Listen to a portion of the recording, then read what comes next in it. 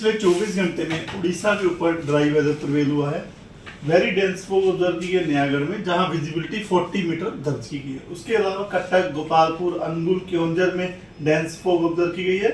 Moderate fog observe की गई है भुवनेश्वर, छतरपुर और ढेंकनाल में। पुरी और भवानीपटनम में शैलो फॉग ऑब्जर्व की गई है।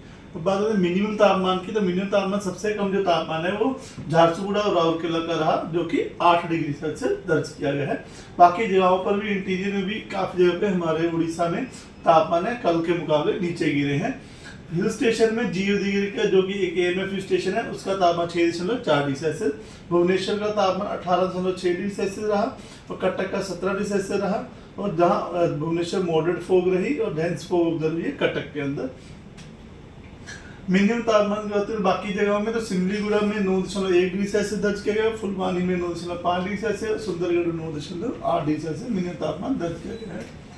अगर बात 24 आवर चेंज की, तो 24 घंटे में क्योंझर में -409 डिग्री सेल्सियस पारा जो है नीचे गिरा है कल के मुकाबले। संबलपुर में -3.7 डिग्री सेल्सियस कम रहा।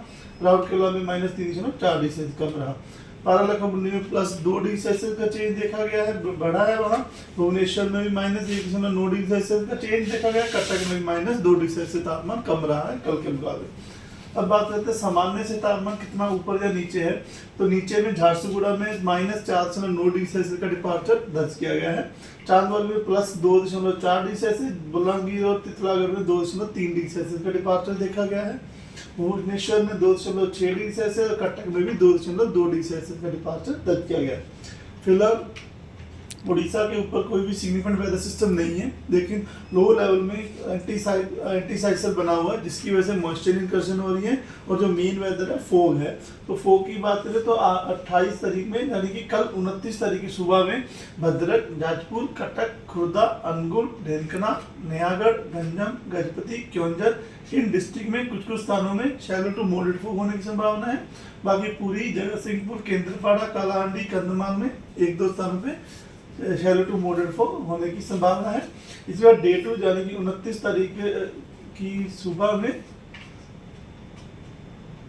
जो शैलो टू मॉडरेट फोग कुछ स्थानों में हो सकती है, वह कोस्टल उड़ीसा, अनुगुल, ढेंकनाल, क्योंझर में होने की संभावना है। और 1-2 स्थानों में कालाहांडी, कंधमाल, बोलांगीर, बोध और सुंदरगढ़ में होने की संभावना है शैलो टू मॉडरेट फोग। इसका डे 3 यानी कि 30 तारीख की सुबह में गजपति, गंजम, जगतसिंहपुर, केंद्रपाड़ा इन डिस्ट्रिक्ट में कुछ स्थानों पे, खुर्दा, पुरी, कटक, नयागढ़, कालाहांडी, कंधमाल, सुंदरगढ़, ढेंकनाल, अनुगुल इनमें 1-2 स्थानों पे शैलो टू मॉडरेट फोग होने की संभावना है। और वेदर की बात करें तो वेदर अगले 7 दिन तक 2 फरवरी तक वेदर ड्राई रहने की संभावना है। डे 1 में जो है येलो वार्निंग दी गई है आइसोलेटेड प्लेस डेंस फोग में, जहाँ क्योंझर, अनुगुल, ढेंकनाल, जाजपुर, भद्रक, कटक, खुर्दा, नयागढ़, गंजम, गजपति डिस्ट्रिक्ट शामिल है। इसी के बाद डे 2 यानी कि 29 तारीख की सुबह में क्योंझर, अनुगुल, ढेंकनाल और कोस्टल उड़ीसा पूरा, जहाँ पर आइसोलेटेड प्लेस पे डेंस फोग के लिए येलो वार्निंग दी गई है। डे 3 यानी 30 तारीख की सुबह केंद्रपाड़ा, जगतसिंहपुर, गंजम, गजपति इन 4 स्थानों पे आइसोलेटेड प्लेस पे डेंस फोग के लिए येलो वार्निंग दी गई है।